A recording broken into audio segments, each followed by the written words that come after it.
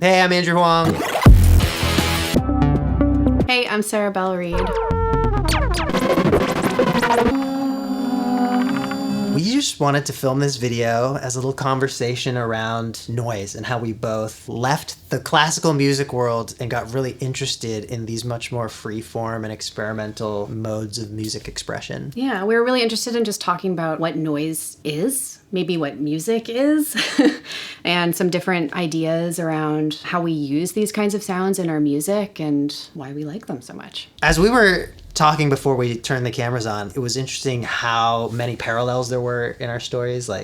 Classical piano, both of us. Mm-hmm. You shifted to trumpet. Right. We both did the Royal Conservatory, very rigorous classical training. Mm-hmm. Both went to university for classical pursuits, you in trumpet, me in composition. And then both of us were like, let's make a bunch of noise. Yeah. I got really interested in modular synthesis. I went to the library at my school and discovered vinyl records of Morton Subotnick and, all these amazing early electronic music pioneers. Just got interested in making all these weird avant-garde types of pieces. And I did that for a year, just making noise, experimenting with effects, contact mics, free software. And then it sort of informed the rest of what I do because I still make music in lots of different genres, but doing this real deep dive into noise taught me all this stuff about how sound works. Yeah. And all the different kind of possibilities within it. It's really a spectrum between pure silence and pure noise. And there's a lot of different sweet spots in the middle. And so it still informs my practice, even though I'm not necessarily making noise pieces. Sure. Yeah, of course. My introduction to noise music and all of that started in a library too.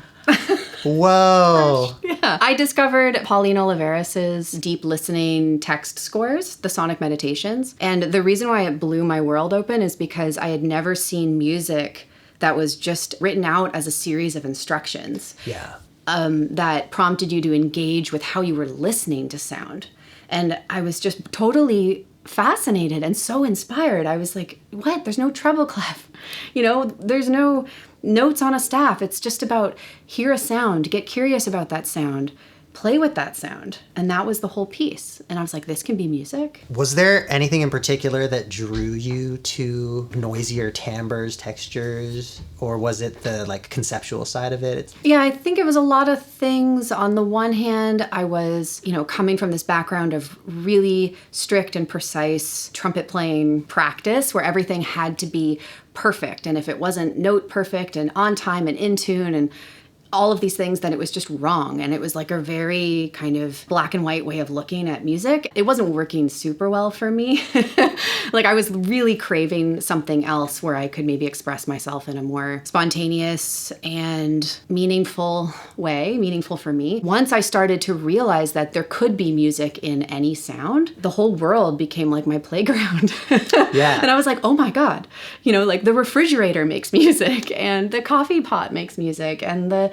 subway sounds beautiful if you listen to it in a certain way. Yeah, that's great. I think the rigidity of a lot of the classical music world and training and the way it's performed is one way of doing music. And there's beautiful stuff that comes out of that. Yeah. But I think there's something really cool about recognizing that music is sound, obviously, and when you can manipulate that sound directly and when you can kind of have a relationship to just the actual sound rather than what it represents, but having even more openness to other approaches, I think that's so freeing. I don't know if you maybe already kind of said this, but in one of our emails, you wrote something so beautiful. So you wrote, I think that a part of why I got so interested in music, sound design, and experimental approaches to music making came when I realized how everything we hear in the world around us has some kind of noise in it. Right. And oftentimes what makes our favorite sounds sound like themselves is noise. It's a random mixture of a wide range of frequencies, the result of mechanical interferences or nonlinearities, millions of micro collisions of tinier sounds. What makes a plucked string on a violin have as much character as it does isn't just the pitch and the envelope of the sound, but all the little grit and imperfections caused by rosin, bow hairs, finger pressure, creating noise and inharmonicity. Yeah, I feel like this feels like a passage out of a book, honestly. I remember writing that. Our favorite sounds are so complex. And you pluck a string on a violin and there's a million little things that happen that make it sound the way it does. And the imperfections and the noise and the grit are actually the things that often give it the most character. And I think that for me, that was like a moment. Yeah. Where I was like, it's the things that I was striving for so long to avoid actually give it character. So like, what if I go there on purpose and put a magnifying glass on those elements? And I think all of these elements are part of the sounds of all these instruments, obviously, and they're overlooked in the world of classical music, I think, to a degree, because composers will think about the timbres that they want, but they're reaching for specific instruments that sound a certain way. Right. And I find the people who really get into sound itself end up with a much broader understanding of like all these little things that are contributing to those sounds, whether they're electronically produced or acoustically produced. And I feel like when I was in the classical world, there wasn't any real attention paid to like, well, there was a little bit, but not nearly as much attention paid to the shape of an envelope, let's say. Mm-hmm. You know, you'd kind of have like, well, let's like have a really strong attack or have a softer one. But it was always the front. That was a big thing for me, was like, wait a second, I can end sounds in a specific way. Yeah, that's big. That is big. But then like as you get into music production, and then I think especially as you get into modular, and you can really like fine tune these envelope shapes and really see how much of a world there is in those different responses. I'm like doing the thing with my hand. And just how much expression there is just in that, and how two different trumpet players playing sforzando is going to be completely different depending on the person. And we don't have that language to fine tune it really a lot in classical, I think. Right. I think for me as a student, and again, I have so much tremendous respect for people who play classical music and have mastered their instruments to that level of proficiency. I was always told to play in a certain way so that I could sound a certain way, and that sound that I was trying to emulate was not my own. It was like, you need to fit into this orchestral sound, or you need to play like this player in this orchestra. Why can't I sound like myself on the trumpet? And all of my favorite trumpet players have such a distinct sound. Like, you know, in 3 notes, you're like, oh my God, that's so-and-so. That was not something I was really permitted or encouraged to do. Yeah. Can you tell the story about the teacher who didn't want you to compose? Oh my God. Sure. A lot of my early music training was very traditional and very strict. There were very big walls between different areas of music making. So I was a performance major. I was supposed to be practicing trumpet and getting really good at trumpet. And I wanted to try to write some music for a couple other brass players in my class. And I was reprimanded for doing that, because the whole idea was that anything that wasn't practicing trumpet was a distraction. What I was told a lot of the time was that anytime I'm not practicing trumpet, I'm falling behind the rest of my class. So it was so competitive. So stressful. So stressful. I was a young student and I was showing interest and curiosity in something, and it was just being like squashed.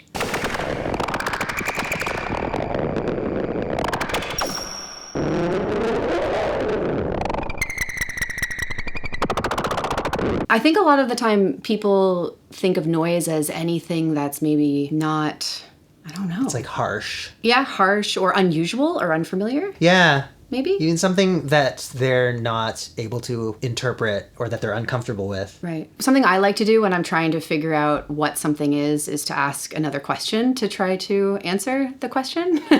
So we often contrast noise with music, I guess. We say like, oh, this is music. That's just noise. So maybe another question is like, what is music? It's a great question. You know, do we need melody in order for music to be music? I don't know the answer. I mean, I have my own opinions, but... Yeah.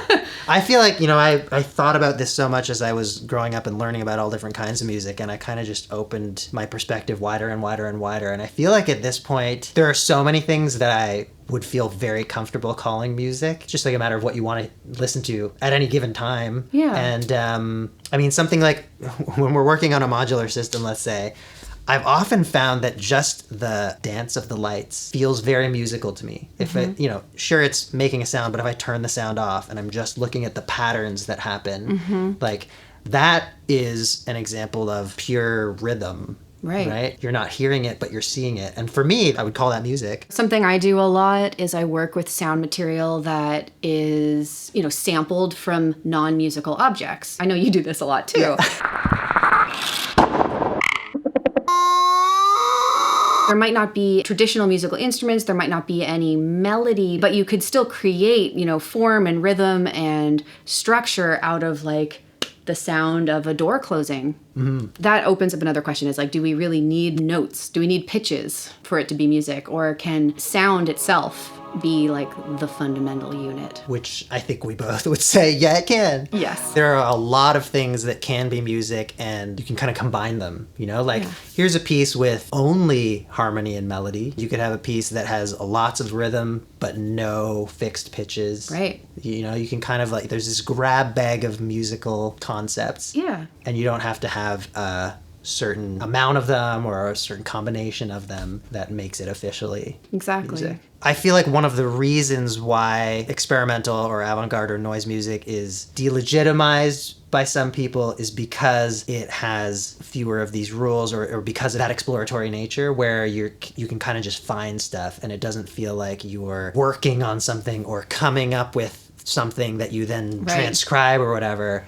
And I guess where I want to go with this is just saying that composing in the traditional way is also very exploratory. Yeah. I think, occasionally a melody just pops into your head, and that's great. But I think also people sit at their instrument and they experiment, they explore, they play, and they're using different building blocks. Yeah. But it's a very similar process. It's like discovering and building upon and finding these sparks that excite you. Right. I think there's this idea that real composers get cosmic downloads. Yeah. Right? And it's all like, oh, eureka, my concerto. And it just kind of comes out on the page. And maybe there are some people that do operate in that way, but in my experience, it's not like that. It's more of a, oh, maybe this is an idea, or oh, I heard that. Let me see if I can iterate on that idea. Let me try this. And sometimes, yeah, like you said, it's exploratory. Another thing that's maybe worth mentioning is that, even if the sound generation process is a little bit random or a little bit exploratory, what you do with it, what you choose to linger on, or what you hear and go, ooh, there's potential in that. Let me carve a little space for that, or let me sample that moment and loop it because it's really beautiful. That's very intentional composition, right? So you might not be starting with a composed melody. You might be starting with chaos, which is what I do a lot. But you might hear, some beautiful little passage in the chaos. And I think that takes a lot of time and practice and awareness to kind of get to that point of being able to pick those moments out. Yeah, absolutely. Does that make sense? And that's there's intention there and there's authorship there. Yeah. But also I would say that doesn't mean that you have to go that route either, because free improv I think is fair game too. 100%. Just leaving it as pure exploration is also a route. So I think all of this, I feel like we keep pointing back to freedom of you can take it to whatever controlled degree that you want. You can do that for just a passage in a piece. You can do that for just a season of your life or just for a project. And it's really much more malleable than notes on a page. Please play them perfectly.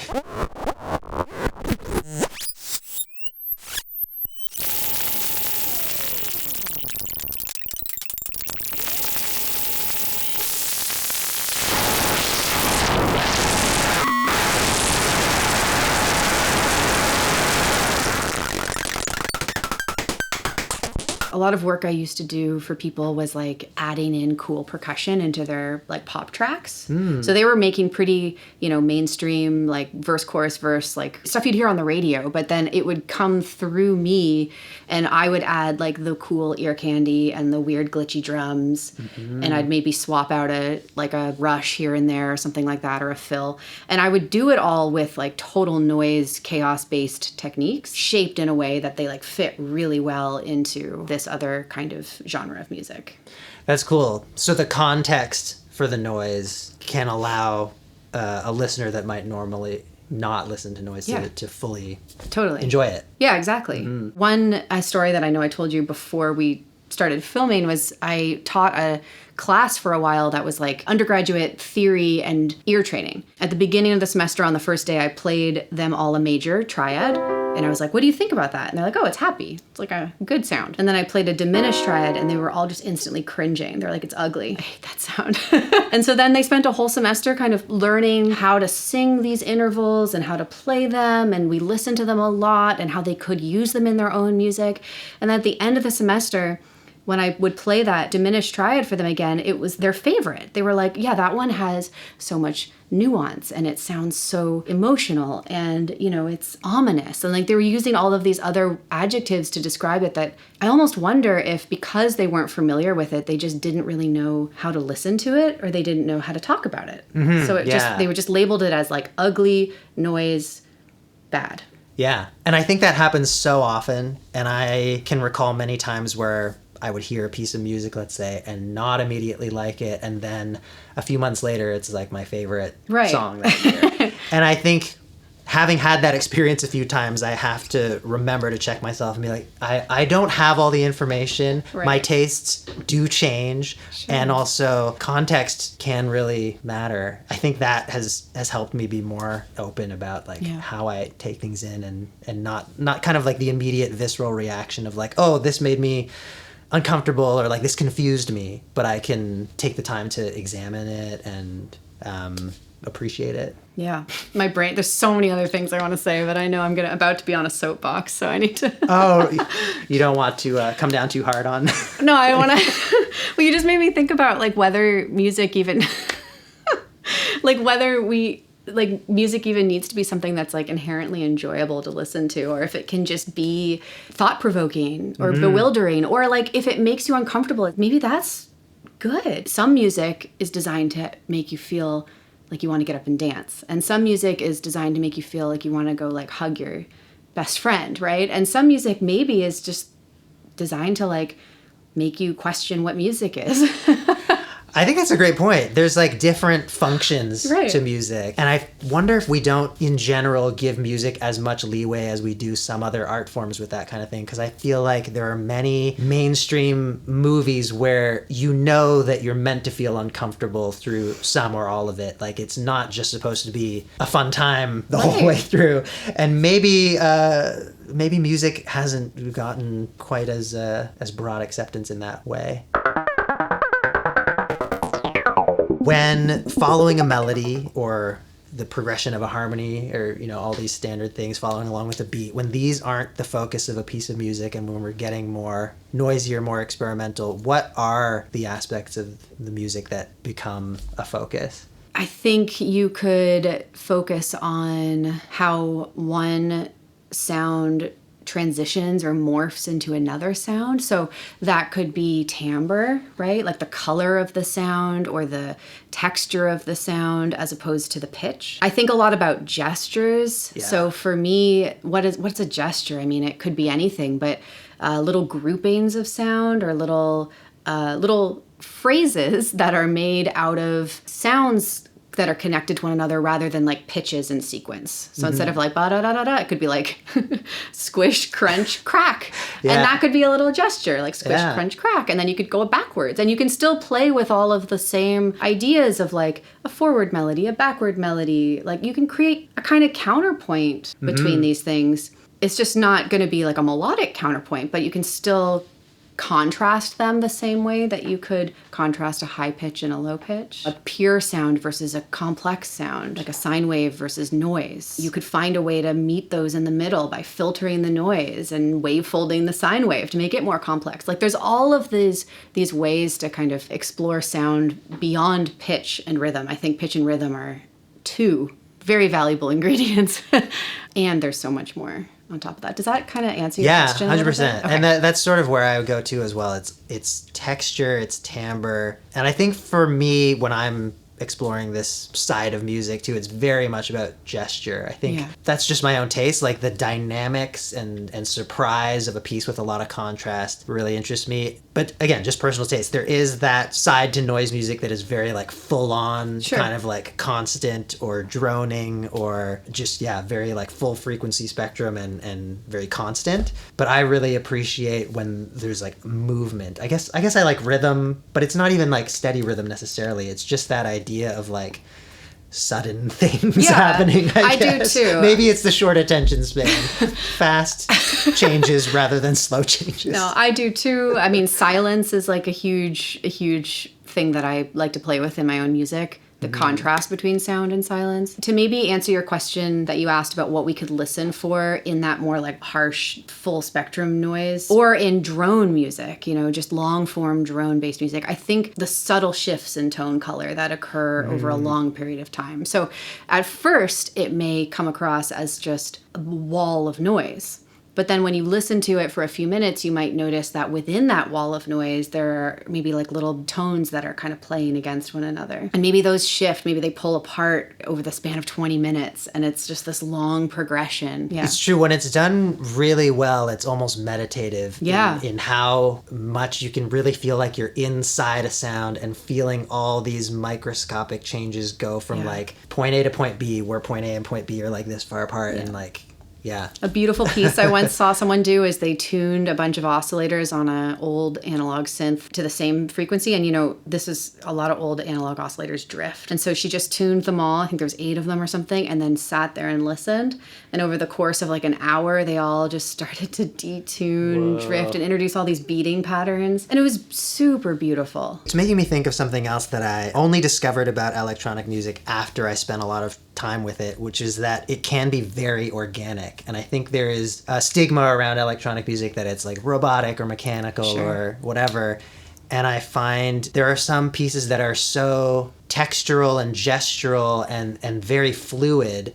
And that I find you could look at as more organic than something like a classical piece, which is like, these are the notes that go on and off at certain times. And so, it's kind of a different way, I think, of just choosing or focusing on where the story is. For me, with the organic thing, that whole question is something I've definitely thought a lot about. For me, it comes into interaction. So when I think about, what makes my trumpet feel lively and organic, it's my breath, right? That's what animates the instrument.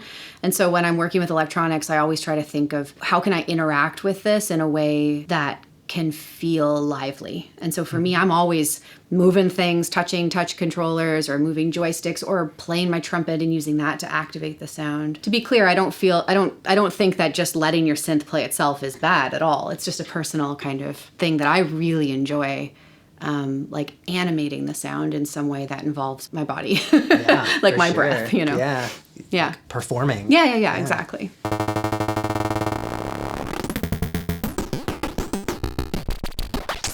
Mistakes is a funny one, isn't it? Just as a concept. Yeah. I had this thought recently that classical music almost feels like this elite athlete version of music. You're asking people to perform at such a high level. They're practicing for hours a day. They're achieving a very specific thing, and they're in competition a lot of the time. They're trying to be the best at something. And it made me think of this analogy of these like superstar Olympians where like, that is a great expression of moving our bodies, of seeing what we're capable of exercise, but also like a pickup basketball game, like kicking the ball around with my kid, doing some push-ups in the morning just to like get the blood flowing. Like there is just such a broader range of things that we would call sport or things that we would call exercise or things that we would call just enjoying moving, dance, whatever.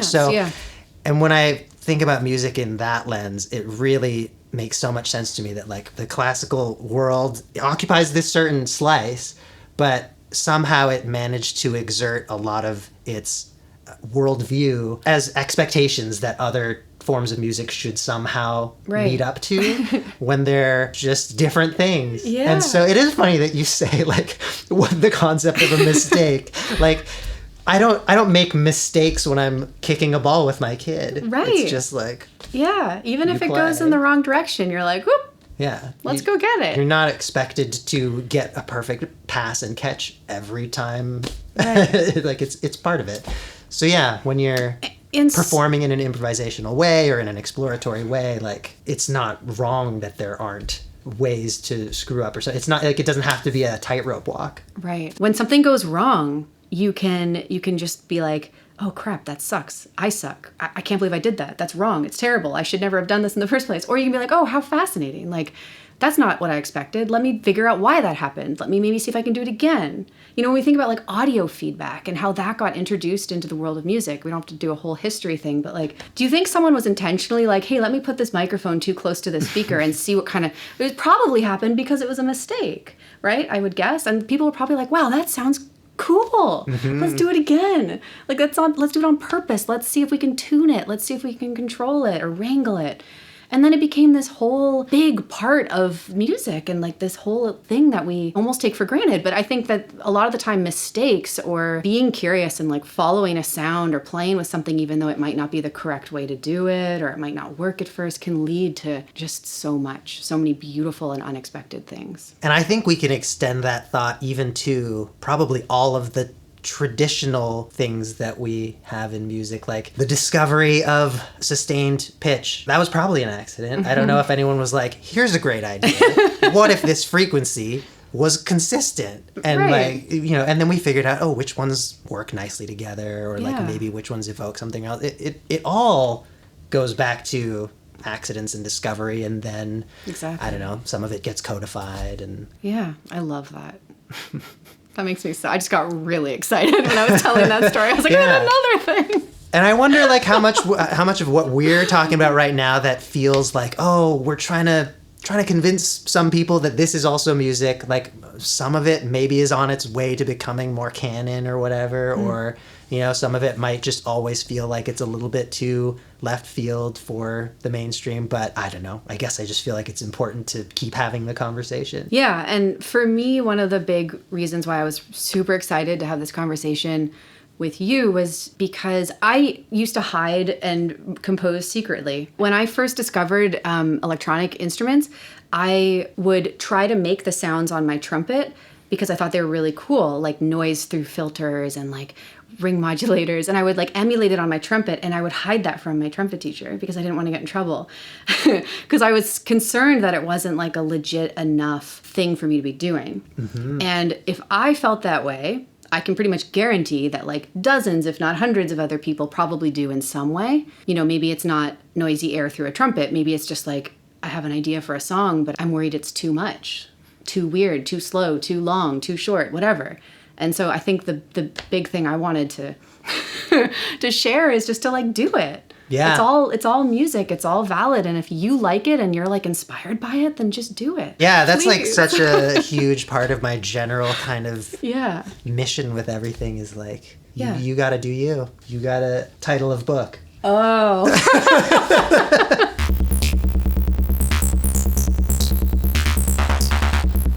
Finding a lot of happy accidents, going in without a plan. Man. I can't sit still without moving it, so if you want to take it back, we'll probably get a focus better.